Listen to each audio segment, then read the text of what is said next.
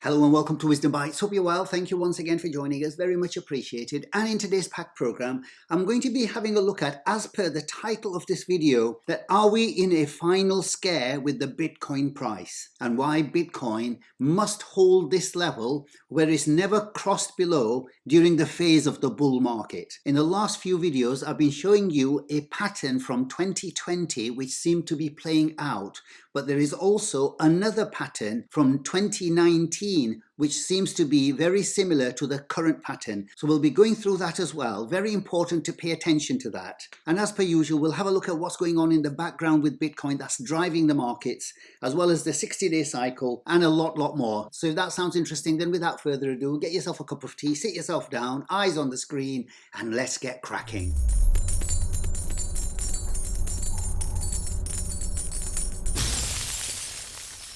But before I begin, the usual polite reminder, please remember everything in my videos is just for educational purposes. So please always do your wider research before you make any investment decisions or any swing trade decisions. Okay, so I'm going to begin with clearing up something from the last video that I did. So last Monday, I did this video and I covered this blue line here, as you can see, talking about the monthly exponential moving average where the August candle just cleared above the blue line here, as you can see. And some people mentioned that on the left-hand side, that I was actually using the 3 EMA rather than the 8 EMA that I talk about. So it caused a little bit of a confusion. So let me just clear that up. And this was the comment down here. And this comment says, is your indicator mislabeled? Because I see it is called the 3 EMA. So this is the 3 EMA, which caused a bit of confusion. So back on the monthly chart, you can see the blue line. And if we look closely here, you can see that the last month's candle just cleared above the 8 EMA. So if we have a look at this 3 EMA as it's labeled at the moment, if we have a look at the settings, you can see I've got the blue line here and the yellow line, which is the intermediate EMA. I've not got the long EMA ticked here. So if you go to the inputs, you'll see that the short length is the 8 exponential moving average and the yellow line here is the 21 and the 200 isn't labeled. So you can see that these are 3 EMAs, i.e. 3 different exponential moving average, not the actual 3 exponential moving average. So these are 3 different exponential moving averages on this symbol here. So I hope that's cleared everything up. And just to confirm, if you go to the indicators here and you type in 3 EMA, then you'll get this. So you'll get quite a few of these 3 EMAs with stochastic, 3 EMA, etc. And you can also get the 4 EMAs, 4 different ones. Can you see here? So all you have to do is just type in indicators and you'll see there are 4 different ones or 3 different ones. So what is the final scare that we are under currently? So let's have a look at the title of this video, the final scare. Why is Bitcoin at a point where it must hold, where it's never broken below during the bull market after the halving? So this is it here. And as you can see in the top left-hand corner, we've got 4 MA. So that doesn't mean this is the 4 simple moving average here. So just to give you the settings here. So these are the 4 simple moving averages, the 21, the 50, the 100 and the 200. So once again, these are the 4 MAs, not the actual 4 simple moving average. And the one I'm showing you here, which is the one that's very critical at this juncture where we are with Bitcoin today, and that is the orange line here, which is the only one ticked, as you can see here. And this is a weekly chart. So what I want to show you, the orange line here, after the halving, you can see quite clearly the price never comes back to the orange line until we reach the top of the bull market. And it's when we break below it. So this is another confirmation. If we break below this, we may well be in a bear market down there. And if you look at the second cycle after the halving, once again, you can see the price action never comes anywhere close to 50 simple moving average. And when it does, it's usually after the topping. And once we break below it, then find a resistance against it.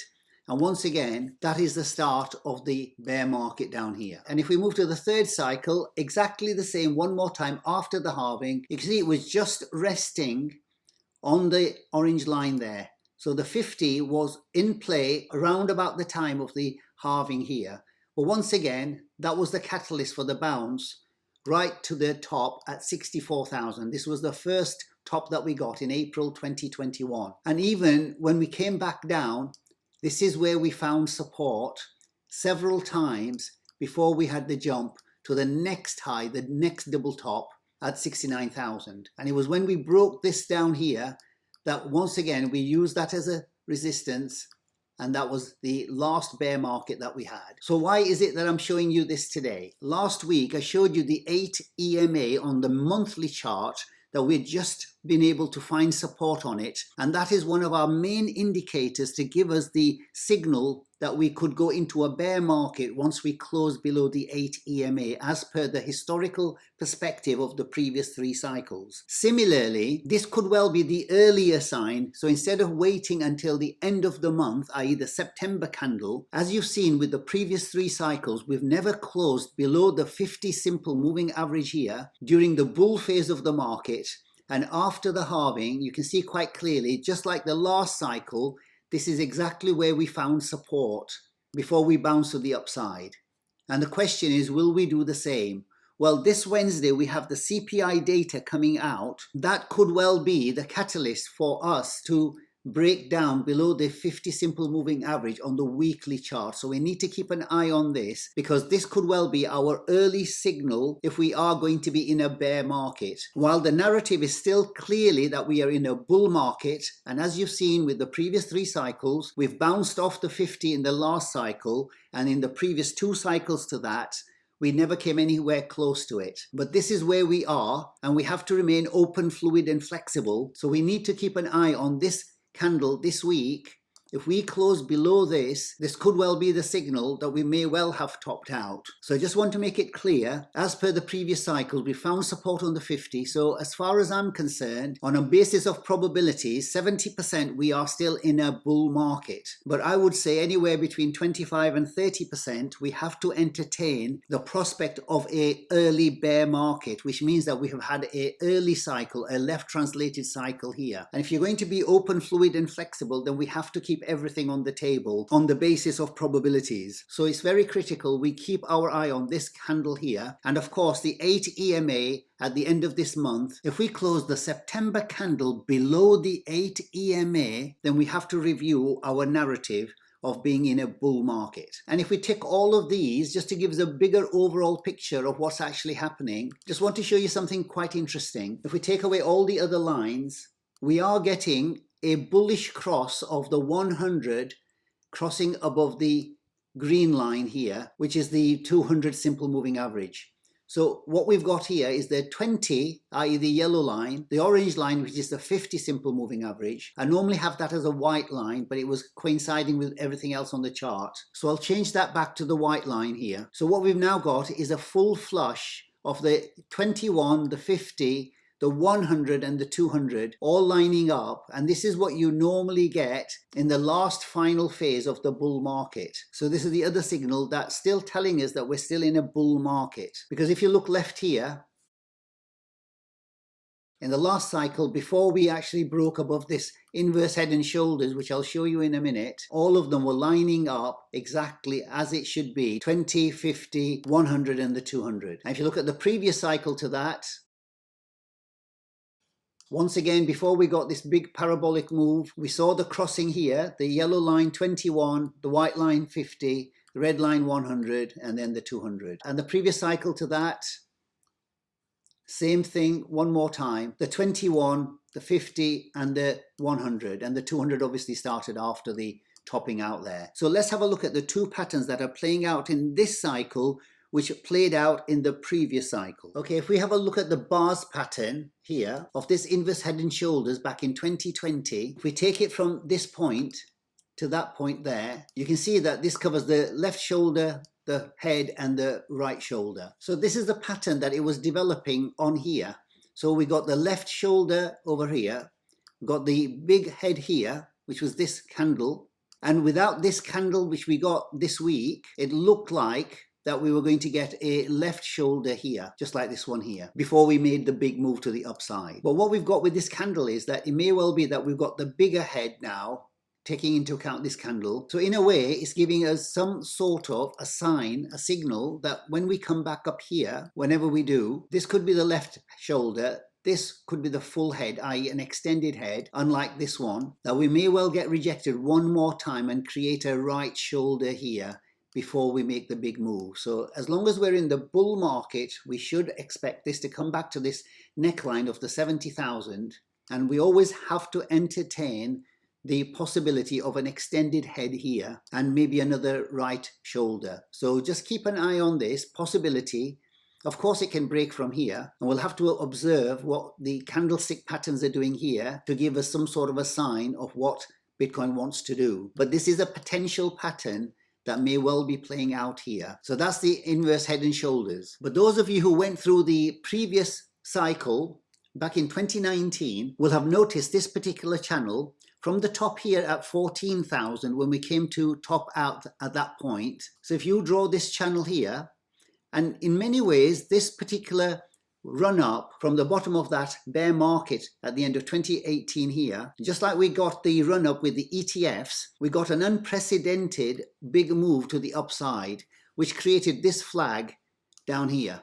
So if you look at this particular flag and this particular run up, we can see quite clearly that this resembles exactly what we've got over the last many months now. We've got this pole here, and we've also got a similar flag to the downside. So very similar pole and a bull flag. So if you look closely when we have a look here, this was the pattern with the bull flag, and this one broke to the upside, but obviously here we got the COVID situation which brought it down. So in the absence of something like a COVID situation or whatever the recessionary pressures that are in the market at the moment, we should with all probability break to the upside here. And we know with patterns they tend to be rhyming and doing very similar things. So hopefully this time around we'll do exactly the same. Okay, if we have a look at what's happening in the news, so we are aware of exactly what's going on in the wider world to see what's driving the markets. So what we've got here is one of the analysts, Michael Van de Poppe, and he's predicting the biggest bull cycle with 45,000 now being the Bitcoin price floor.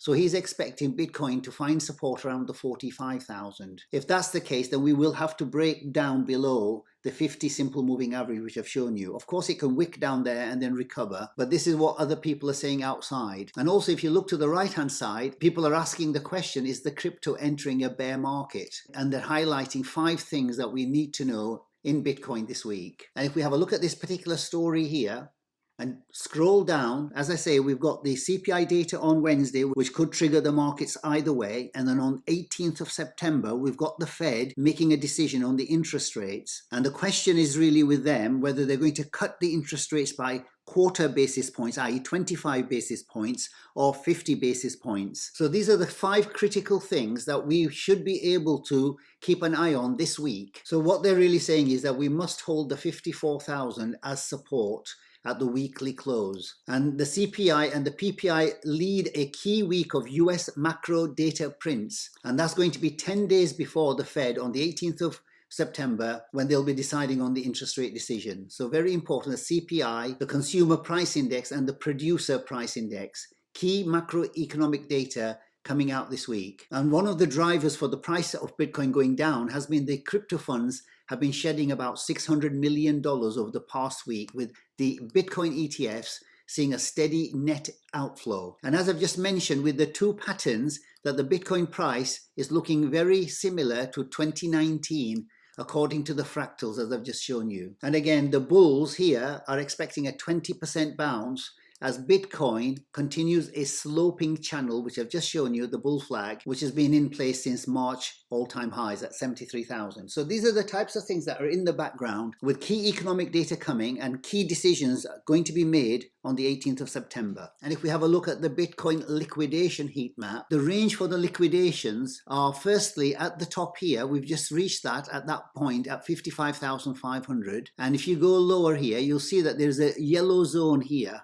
very important, at around about 54,100, and even lower down here at 53,000. So keep an eye on this, that while we seem to be making a nice little bounce up to 55,000, we still have a zone down here where we could quite easily come down and retest at the 53,000. And when we look at the other analysis, you'll see that this is firmly on the table. And when we look at the ETF overview and the asset inflows and outflows, we can see one of the main reasons why the Bitcoin price has been actually subdued over the last week or so at least, and of course longer than that, is the fact that if you look at the last 7 days of the asset inflows and outflows, we're all in the red here.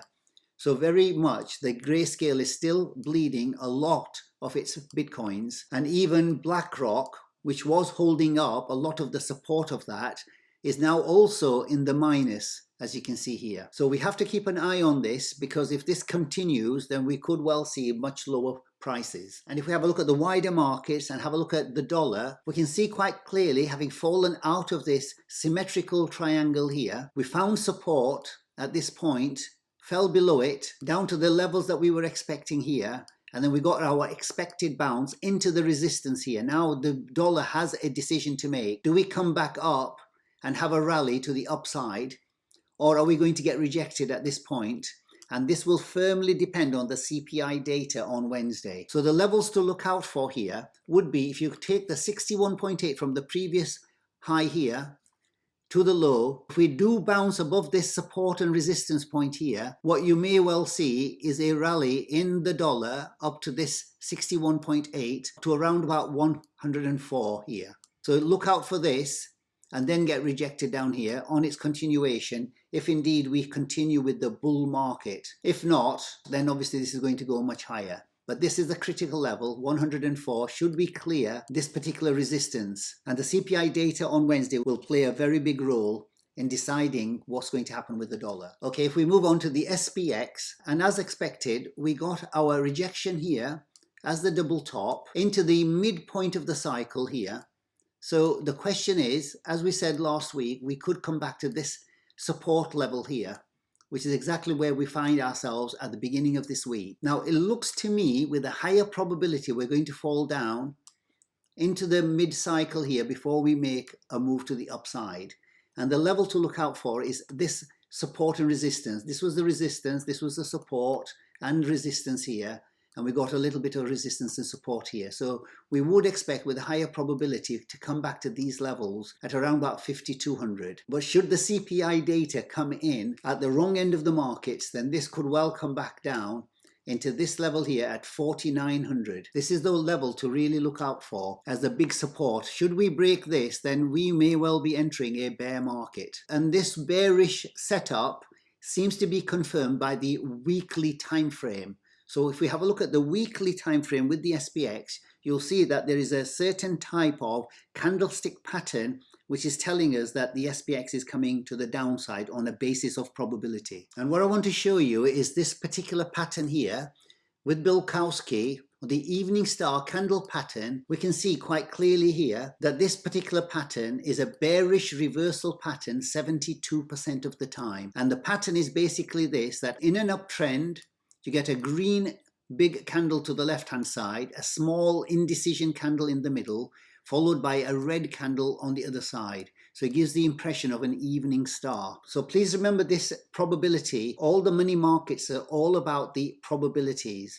Nobody can be certain or guarantee you anything. So if it's 72% that it's going to come to the downside, that means 28% this could go up. Okay, so just always remember that. That's the mature way to look at it. It's not a case of being right or wrong. We're just reading the charts and eliciting the information of what the markets could possibly do. So we can see on the weekly chart with the SPX in the uptrend, we have the green candle on the left hand side. We've got the small indecision candle in the middle here. And last week, we got this red Marubozu candle on the right hand side. So this is a 72% probability that we're going to be coming back down further. Whether we come to this level here at the 51,100 or at this 4,900 here. So it's really a case of with a higher probability to come to two particular support lines at 51 or 49. So let's see how this plays out, but certainly something to be aware of. Okay, if we move on to the Bitcoin 60-day cycle. So we've been following this price down into the 60-day cycle low, and we're waiting for a low anytime around this region here in the time frame. And last week we had reached this green candle here.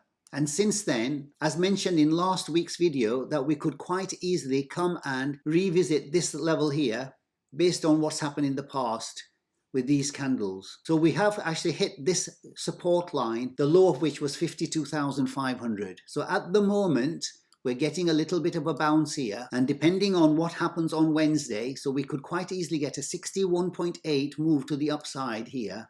And depending on Wednesday, just like with the dollar, the Bitcoin price will have to make a decision. So what we've got here, what I can see is a 61.8 bounce potential going on.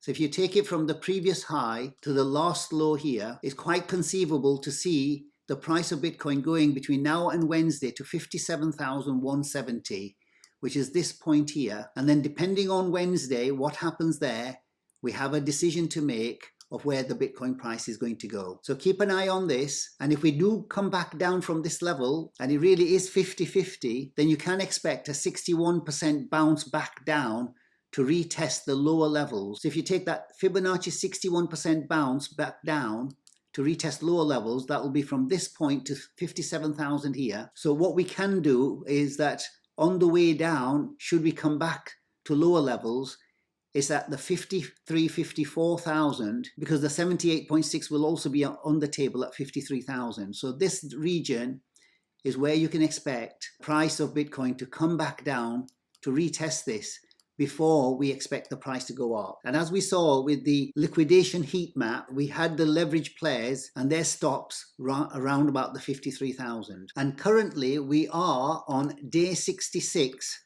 as you can see here.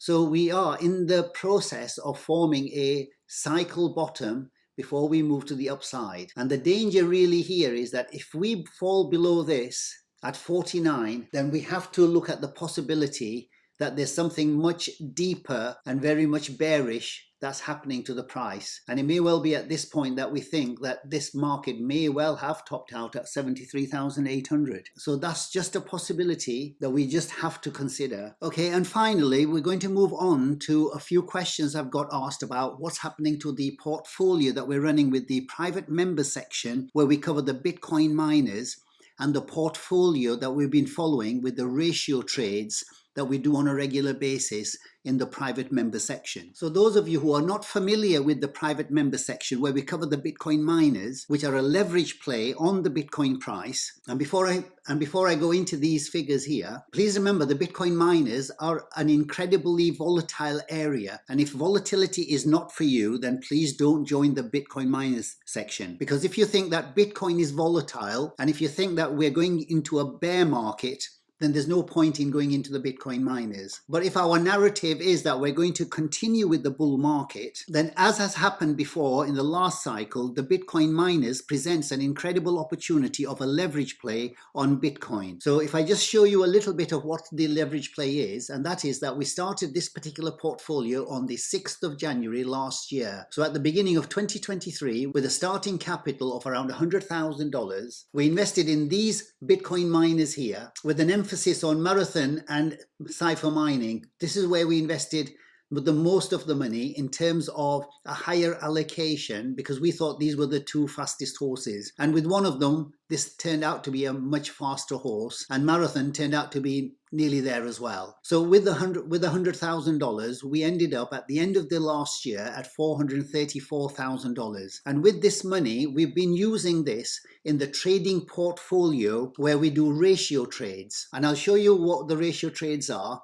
But before then, I can tell you exactly where the current portfolio is. So at the end of 2023, we ended up with this figure here, 434,000, from an initial outlay of around 100,000. And this is where the current portfolio is. We call it the trading portfolio, where we trade in between the miners. So we're fully invested throughout the duration of this bull market. And what we do is we make these strategic moves between one miner and another, which we call the ratio trades. And by doing that, while the current Bitcoin miners are down by about 60 to 65%, our trading portfolio is actually down 13%. So we are currently at 380,000 at last week's close here. So we started the 2024 with this trading portfolio at 434,000, and our target for the end of this bull market, indeed if we do get to the top of this bull market where we're expecting, the highest we've gone so far with this particular portfolio is 720,000. So just only a few weeks ago, this figure was at 720,000, and our target is $5 million. And these are the ratio trades that we've done from the beginning of this year. So from the 24th of January, all these are the various ratio trades that we've done, and these are the results that we've got. Bearing in mind that some of the top traders in the industry usually have between 50 to 60% success rate, this is a different way of trading, because this way you have very little risk to the downside but a much higher potential. But that potential isn't into your 70-80% profits, but you get these types of figures here. You get the 30%, the 13%, and as you can see, all of them down here, they tend to be a bit more conservative, but you're much more sure of a profit as long as you catch the ratio charts at the right time. So what are the ratio charts? Well, this particular one is between Marathon and Cypher. We've made quite a lot of trades between this, and what we're really always trying to do is catch the bottoms. Like here, we've got some support lines at this point, and we're trying to get the tops at here and here and here, etc. So what we're doing is, just like pairs trading on foreign exchange, we do the similar type of thing with the Bitcoin miners, because against each other, so while the markets are going up, the rate at which they're going up or down against each other is at a different rate, and hence you get these different ratio charts, and the skill is to be able to catch a support and change over at a resistance, etc. And as a result of that, as I've just shown you, you get these amounts of profits here, all along here.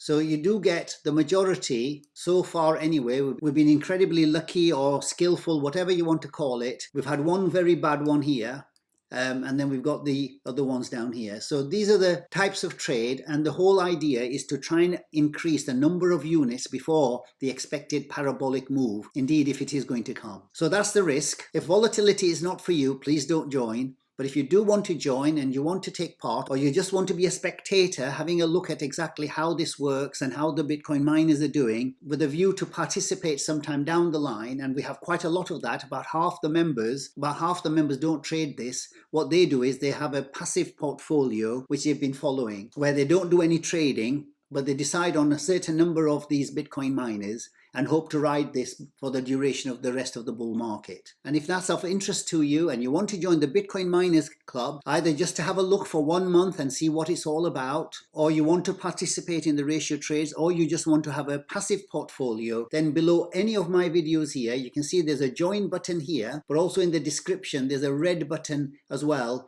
where you can join. You can see for the price of a coffee per week, you can join and have access to all the market updates that we do every single night at the end of each trading day. You can see that in the membership tab, this is where all the action happens, in the membership tab. If you have a look in there, you'll see that we do a market update every single day at the end of each trading session, Monday to Friday. And you can see here that we have a look at all the Bitcoin miners, what they're doing on a daily basis, all the articles down here to give you an insight into what's happening with Bitcoin as well as the Bitcoin miners. We sometimes do a little bit of the personal development as well, and all the ratio trades are all posted here before they're executed. So you have plenty of time to have a look at exactly whether you want to participate in them or not. We do a private members video every Wednesday and every Friday to see if there are opportunities for those ratio trades. Okay, so we'll leave it there. I hope you found value in the video. If you did, then please do remember to like and to subscribe if you haven't already done so. If you've got any comments, leave them in the comments below. Until the next time, take care, stay safe, and I'll see you in the next video. Bye for now.